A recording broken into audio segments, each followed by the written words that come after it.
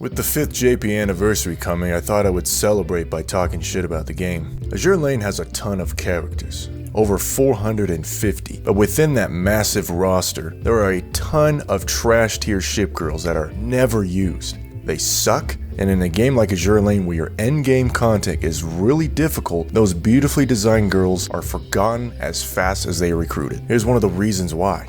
Manju cares more about historical accuracy than making the game more interesting. This concept was interesting at first, but the game's been out for 5 years. No one cares anymore. It just feels like it's so much wasted potential. This applies to events too. The average event comes with 6 ships, but most of the time only 1 to 3 of those brand new event ships are actually useful or interesting in any way. For example, the recent Italian event featured 6 ships, 3 of which are considered to be good.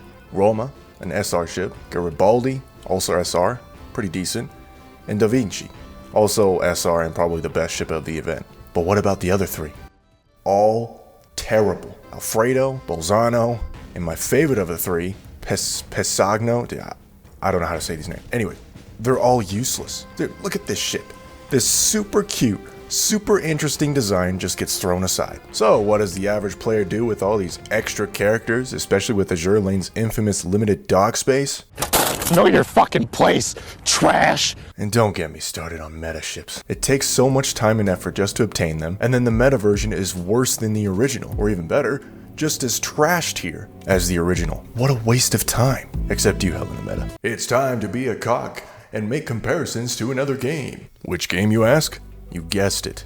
Arknights. They got some pretty useless characters, but those characters are balanced because of low DP cost. Well, most of the time. And then there are low rarity units that are insanely good, like Myrtle being the best DP printer in the game for 2 years. How about the fact that you can clear most content with low tier squads? What about events? They're exciting because you know that every character is going to have an interesting gimmick, whether they're meta or not. And there's only, what, like 2 to 3 new ops per event? That's fine, as long as they are interesting. And last but not least, a recently implemented integrated strategies, the roguelike mode. It's like a complement to the variety of units. You can use everyone and still have fun. Unless you're me and you're always having to use one of those broken ass characters. It's time to forget about the integrity of historical accuracy. Nobody gives a damn anymore. Just make every ship girl you release interesting and fun. And if that takes too many resources, then fine, just release fewer ships per event. Make 2 to 4 good units, and then make sure like older ships get retrofits or some sort of upgrade. Regardless if it actually happened in history or not. And finally, buff the hell out of meta ships to be particularly strong in OPSI. Like really good. Isn't that the whole point of them? I mean, look at Memphis. Memphis meta. This is the saddest set of skills in the game. Why would anyone who's not a simp for Memphis use her over others? Trash! I get it.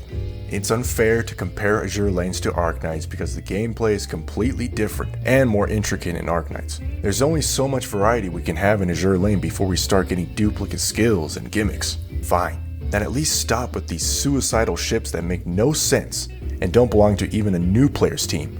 It's time to make this waifu collector great. Wait, I forgot this game was a waifu collector.